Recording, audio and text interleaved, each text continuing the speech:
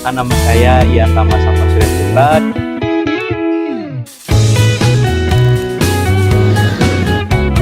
Halo semuanya, nama saya Aulia.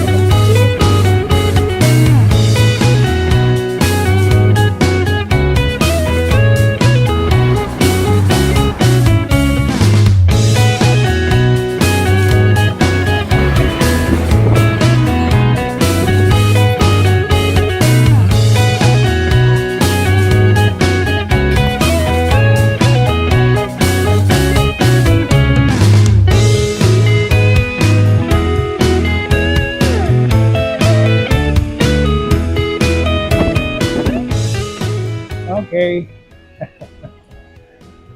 Halo semua, apa kabarnya? Semua pasti sehat ya. Hari Selasa minggu kemarin saya ada keperluan di kantor The Japan Foundation. Saya dan senior harus ada di kantor The Japan Foundation jam 2 siang. Nah, pas hari itu paginya sempat hujan besar. Jadi dari pagi jalanan di Jakarta itu macet banget. Pas mau ke kantor JF, saya sempat mikir untuk pakai taksi atau gokar. Tapi senior saya saranin pakai ojek aja supaya nggak kejebak macet. Ternyata prediksi senior saya benar. Jalanan Jakarta masih macet banget. Mungkin karena hujan di paginya ya. Tapi kami bisa sampai di kantor JF tepat waktu karena pakai ojek. Coba pakai mobil, wah kami pasti terlambat. Terus kemarin ada acara pelepasan mahasiswa yang mau pergi ke Jepang. Kali ini ada 3 orang. Satu orang mau pergi ke Nagano untuk ikut program internship. Terus 2 orang yang lain mau pergi ke Yokohama untuk ikut program pertukaran pelajar di Universitas Kanto Gakuin. Kalau mahasiswa yang internship dia bakal di Nagano sekitar 6 bulan. Terus kalau yang ke Yokohama bakal tinggal di sana sekitar 4 bulan. Saya pikir mereka semua baru pertama kali ke Jepang, tapi ternyata ada 2 orang yang udah pernah ke Jepang. Kalau zaman saya kuliah jarang banget ada mahasiswa yang udah pernah pergi ke Jepang. Kalau mahasiswa zaman sekarang beda ya. Terus di hari Sabtu kemarin saya ke kantor The Japan Foundation lagi. Jadi minggu kemarin saya ke kantor The Japan Foundation itu 2 kali ya. Nah kalau hari Sabtu kemarin saya ke sana untuk ikut Benkyokai. Benkyokai ini diadain sama Asosiasi Studi Pendidikan Bahasa Jepang Indonesia Cabang Jabodetabek. Kali ini kami belajar mengenai Kendo dari JF Standard. Kendo ini intinya daftar dari kemampuan kita waktu belajar bahasa Jepang. Misalnya bisa tanya tentang harga barang di toko atau bisa tanya tentang jalan ke orang yang nggak dikenal dan lain-lain. Ini sistem yang bagus sih menurut saya dan di bahasa Indonesia kayaknya belum ada ya.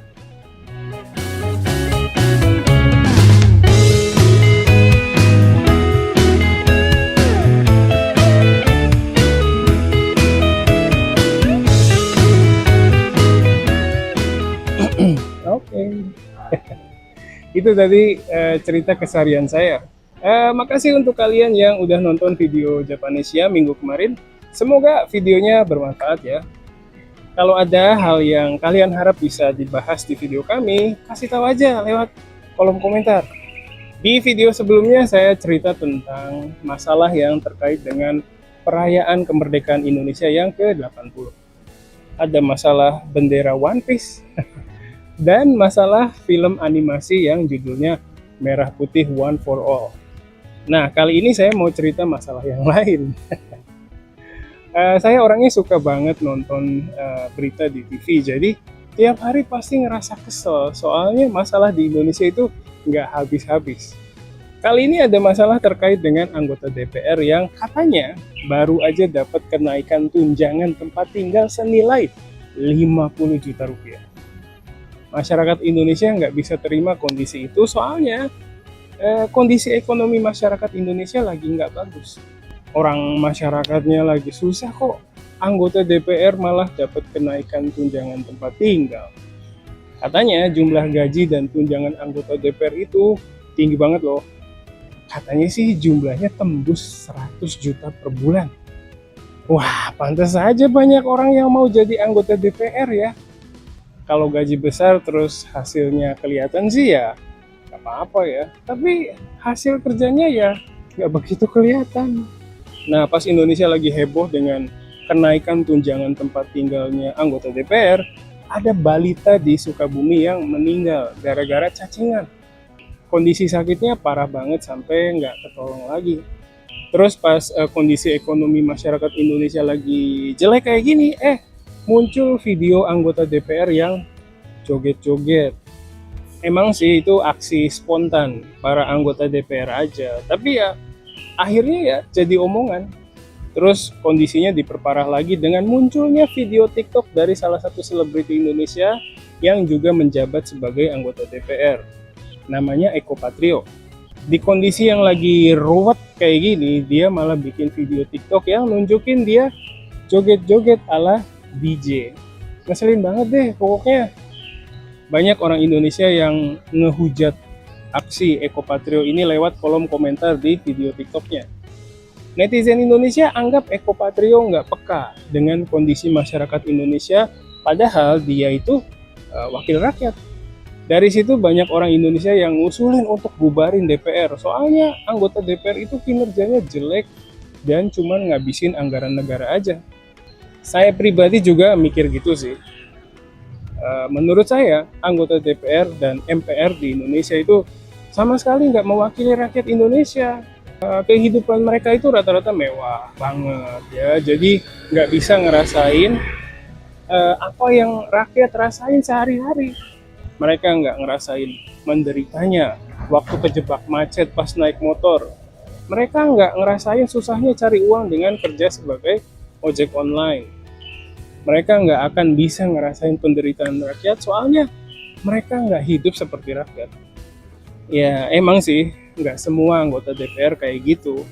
Ada juga yang benar-benar pahami kondisi rakyat dan kerja dengan sepenuh hati. Tapi ya, nggak banyak. Nah, belum selesai masalah dengan anggota DPR, ada juga masalah wakil menteri yang ketangkap karena kasus korupsi. Nama wakil menterinya adalah Immanuel Ebenezer. Dia adalah wakil menteri di Kementerian Ketenagakerjaan. Dia ditangkap oleh KPK karena diduga ngelakuin pemerasan ke perusahaan yang sedang urus sertifikat K3. Sertifikat K3 adalah sertifikat untuk mastiin sebuah perusahaan paham dan jalanin prosedur yang bagus untuk jaga keselamatan dan kesehatan kerja karyawan. Kasus ini bikin kaget masyarakat Indonesia, soalnya Bang Noel ini termasuk anggota partainya Pak Prabowo. Habis penangkapannya, Pak Prabowo langsung pecat dia sih. Lucunya lagi, インドネシア語を学ぶ最高の環境がここにある。ジャパネシアライブカレッジ。ジャパネシアライブカレッジはいつでもどこでも、そしてどんなレベルでもインドネシア語が学べるオンライン学習プラットフォーム。ライブ授業、自分のレベル、学びたい内容に沿った講師の授業に参加し放題。入門者から上級者まで、翻訳授業からフリートークまで様々な授業が揃ってる。ライブ授業に参加できなくても後から動画がいつでも見返せます。でも一人じゃ不安。そんなあなたも安心。 JLC では受講者同士の交流もできます。わからないことは Facebook グループでいつでも質問ができる。特集コンテンツ。多彩なコンテンツを手軽にオンラインで。リスニング、日常インドネシア語アニメーション教材、語彙、文法、あらゆる教材が使い放題。初心者でも1日3分から毎日学習ができる。上級者にも検定対策したい人にも自分に合った学習コースが組める。インドネシア人と話したい、検定に合格したい、もっとインドネシアと近づきたい。 JLC はそんなあなたの願いを応援します。登録は簡単。新規登録から必要な情報を入力するだけ。いろいろたくさん、いつでもどこでも。ジャパネシアライブカレッジ。